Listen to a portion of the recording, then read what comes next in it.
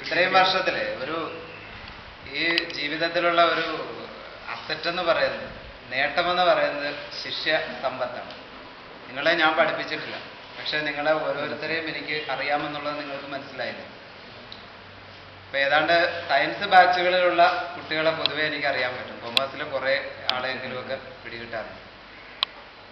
ഈ പഠിക്കുന്ന സമയത്ത് ഞാൻ എൻ്റെ ഈ പഠിപ്പിക്കുന്ന കുട്ടികളെ മക്കളെ പോലെയാണ് കാണുന്നത്. എൻ്റെ മകനിപ്പോൾ ഒരു 5 വയസ്സായിട്ടുണ്ട്.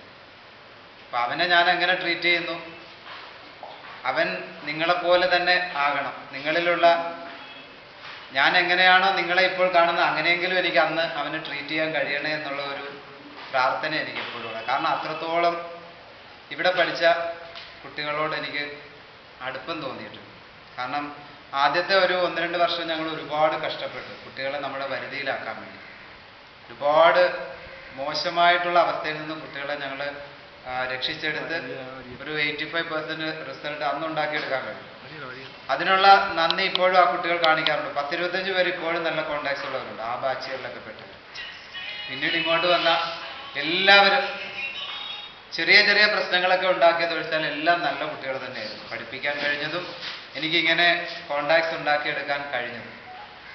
അപ്പോൾ ഈ കിട്ടിയ നേട്ടമെന്ന് പറയുന്നത് സാമ്പത്തികം എന്നുള്ളത് വളരെ തുച്ഛമായിരിക്കും. നിങ്ങൾക്കറിയാവുന്ന കാര്യം, അധ്യാപക വൃത്തിയെ സംബന്ധിച്ചിടത്തോളം വലിയ നേട്ടമൊന്നും ഉണ്ടാകില്ല. അവർ ജീവിതത്തിൽ ആകെക്കൂടി 55 വയസ്സായി റിട്ടയർ ചെയ്ത് നാട്ടിലേക്ക് പോയില്ല എങ്കിലും, നാട്ടിലേക്ക് പോയാലും പോയില്ല എങ്കിലും എപ്പോഴുമുള്ള നേട്ടമെന്ന് പറയുന്നത് ഈ ഓർമ്മകളാണ്, നിങ്ങളെ പറ്റിയുള്ള ഓർമ്മകൾ.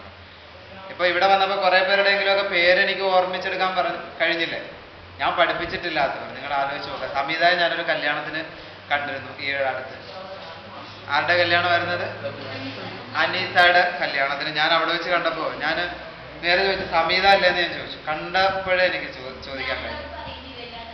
അതാണ്, പഠിപ്പിച്ചിട്ടില്ല പക്ഷെ എനിക്ക് പേര് ഓർമ്മ വന്നു.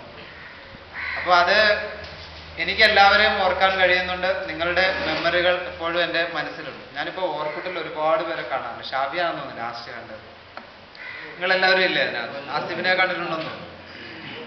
അഖിലിനെ നിന്നെ കണ്ടിട്ടില്ല. അതാണ്, നിനക്ക് അക്കൗണ്ട് ഇല്ലേ? കുറെ പേരെയൊക്കെ, ഗേൾസിനെ ഒന്നും അധികം കണ്ടിട്ടില്ല. രശ്മി കണ്ടിട്ടുണ്ടോ? ശരി,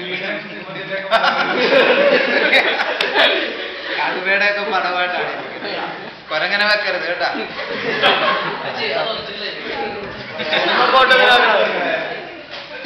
അപ്പൊ നിങ്ങളെ അങ്ങനെ കാണാൻ കഴിയുന്നത് ഓർക്കുട്ടിലൊക്കെ ഉള്ള കോണ്ടാക്ട്സ് വളരെ പ്രയോജനം ചെയ്യും. കാരണം കുറെ നാളത്തേക്കെങ്കിലും ആ റിലേഷൻഷിപ്പ് നിലനിർത്തിക്കൊണ്ട് പോകാൻ കഴിയും. അപ്പൊ ഇത്തവണ നിങ്ങൾക്ക് 20 പേരെ കൂട്ടാൻ കഴിഞ്ഞെങ്കിൽ അടുത്ത പ്രാവശ്യം അത് 30 പേരെ ഓരോ വർഷവും നിങ്ങൾ കൂട്ടും. എല്ലാവരോടും ഞാൻ ഇങ്ങനെ മീറ്റിംഗ് വെക്കുന്നവരോട് പറയുന്നത്. പക്ഷെ എനിക്ക് ഒരു പ്രശ്നം പറ്റിയത്, കഴിഞ്ഞ നിങ്ങളുടെ ജസ്റ്റ് സീനിയേഴ്സ് കൂടുമെന്ന് പറഞ്ഞിട്ട് 12 കുട്ടികളെ കമ്പ്യൂട്ടർ സയൻസിൽ നിന്ന് വന്നിട്ടുള്ളൂ. അപ്പൊ അത് അപേക്ഷിച്ച് നോക്കുമ്പോൾ നിങ്ങളുടെ ഒരു വലിയ കളക്ഷനാണ് ഇവിടെ നടത്തിയിരിക്കുന്നത്. നിങ്ങൾക്ക് ഒരു വിഷമം തോന്നുമായിരിക്കും വിളിച്ചവർ അധികം പേരും എത്തിയിട്ടില്ല എന്നൊക്കെ ഉള്ളത്. പക്ഷെ അങ്ങനെയല്ല. കാലം കഴിയുന്തോറും റിലേഷൻഷിപ്പ് കുറഞ്ഞു വരും. ആൺകുട്ടികൾക്കിടയിൽ പൊതുവെ ഉണ്ടാകും. പെൺകുട്ടികളാകുമ്പോൾ ഇപ്പോൾ കല്യാണം കഴിച്ചൊക്കെ പോയി കഴിഞ്ഞാൽ പിന്നീട് അവർ വരണമെന്നൊന്നുമില്ല, പറയാൻ പറ്റില്ല. എന്നിരുന്നാലും ഇത് നിലനിർത്തുക, എണ്ണം കൂട്ടാൻ നിങ്ങൾക്ക് പരമാവധി ശ്രമിക്കാവുന്നതുപോലെ ശ്രമിക്കുക. അപ്പോൾ നിങ്ങൾക്ക് അടുത്ത തവണ മീറ്റിംഗ് കൂടുമ്പോൾ ഇതുപോലെ, ഇപ്പം ഞാൻ ഇന്നിവിടെ കാണേണ്ടുന്ന ആളല്ല, നിങ്ങൾക്ക് വേണ്ടി നിന്ന. രശ്മി വിളിച്ചപ്പോൾ ഞാൻ പറഞ്ഞു ഞാൻ ഉണ്ടാവില്ല എന്ന് പറഞ്ഞു അല്ലേ. ഞാൻ വന്നു പോകും പക്ഷെ ഉണ്ടാകത്തില്ല എന്ന് പറഞ്ഞു. പക്ഷെ എനിക്കത് ഓർമ്മ വരുമ്പോൾ നിങ്ങളോടൊപ്പം കഴിച്ചു കൂട്ടുക എന്നുള്ളത് എൻ്റെ ഒരു ആവശ്യമായിട്ട് എനിക്ക് തോന്നി.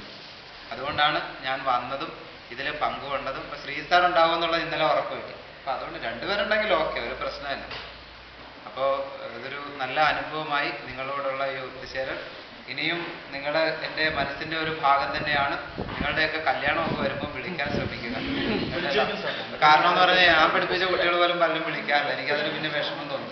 കല്യാണം കഴിഞ്ഞ് കഴിയുമ്പോഴറിഞ്ഞു അയ്യോ അതിൻ്റെ കല്യാണം കഴിഞ്ഞു. കല്യാണം വിളിക്കാവുന്ന നാണമല്ലാണ്. എനിക്കത് അറിയാൻ പാടില്ലാത്ത കാര്യമാണ്.